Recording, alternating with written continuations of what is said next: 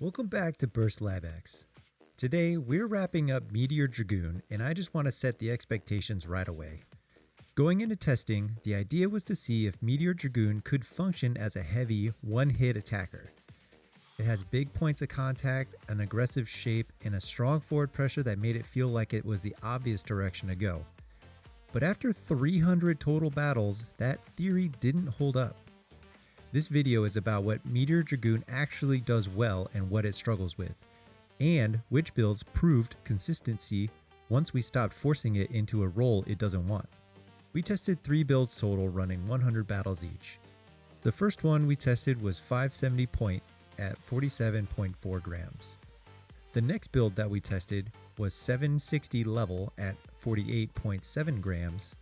And the final build that we tested was 770 level at 48.8 grams. Most of this video is going to be focused on the 760 and the 770 level builds because that's where the results were actually consistent and meaningful. These tests were done in controlled conditions. Competitive results may vary, but the data shows real performance trends. Early on, we tried to force a Dran Buster style mindset, with a single point of contact, maximum aggression, and we wanted to end the match immediately. That's where the 570 point build came in. And while it can win, it was extremely inconsistent. Meteor Dragoon is not symmetrical, and that matters a lot. Once it overtilts, it has a hard time standing back up. Most of its losses came down to the same thing. It tilted too far, too early, and could not recover. Point exaggerated that weakness, so we moved on quickly. The one thing that we didn't expect going into this was the rubber contact is harder than anticipated. Instead of absorbing hits, it redirects the force. That's good for pressure, but unforgiving if the angle is off. Hard rubber plus imbalance means mistakes can get punished immediately. Let's start with Meteor Dragoon's 760 level. This combo makes a lot of sense.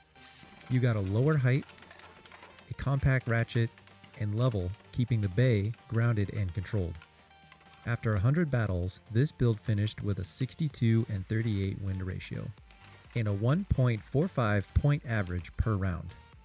Now, here's what really matters.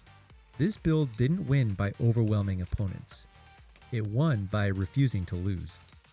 Most of its victories came from spin finishes, meaning Meteor Dragoon was absorbing hits early, bleeding off the opponent's stamina, and then quietly outlasting them at the end of the match. Against mid-speed attackers, 760 level felt extremely comfortable. It stayed centered, minimized recoil, and rarely got knocked into bad positions. But the weakness showed up when the pressure increased. Against heavy attackers or very aggressive launch angles, 760 didn't always have enough height or leverage to recover. Once it lost momentum early, it struggled to reassert control. So the takeaway here is this: 760 level is a consistent build. It trades explosiveness for stability. It won't steal games, but it will absolutely grind out wins if launched correctly. Now let's talk about the build that quietly became the star of this test.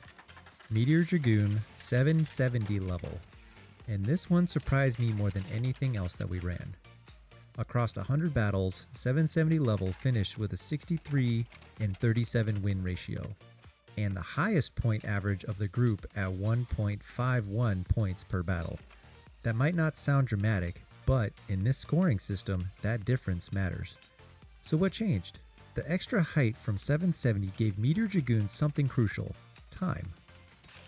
More time to stabilize after contact, more time to recenter after hits, and more time for opponents to make mistakes. Instead of panicking under pressure, 770 level absorbed early aggression and consistently transitioned into late game dominance. You saw fewer scrambles, fewer bad deflections, and more clean and controlled endgames due to the extra height the 770 level provided, making sure that the rubber actually contacted the bay itself. This build didn't rely on bursts or overfinishes. It relied on positioning and stamina efficiency, and that's why it worked. Against aggressive attackers, 770 level didn't try to fight fire with fire. it let them burn themselves out. Against stamina types, it held just enough aggression early to prevent clean out spins, and it provided some sort of spin steal. The takeaway here is simple. If you want Meteor Dragoon to be the most competitive, 770 level is the best overall balance of control, survivability, and point efficiency. So let's recap. Meteor Dragoon doesn't reward reckless play.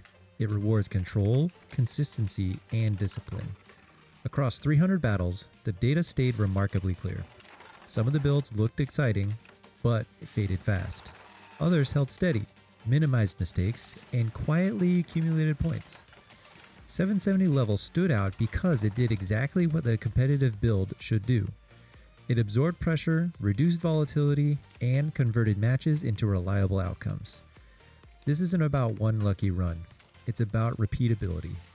So if you're building Meteor Dragoon for actual results, this is the direction the data points you towards. As always, the full testing dataset is linked in the description down below. And if you have any alternate builds you want tested, or you think that there's a setup we missed, leave it in the comments down below. And make sure that you subscribe for the channel, because we got a lot more bays to test. I want to thank you for watching BurstLabsX, and we'll catch you on the next one.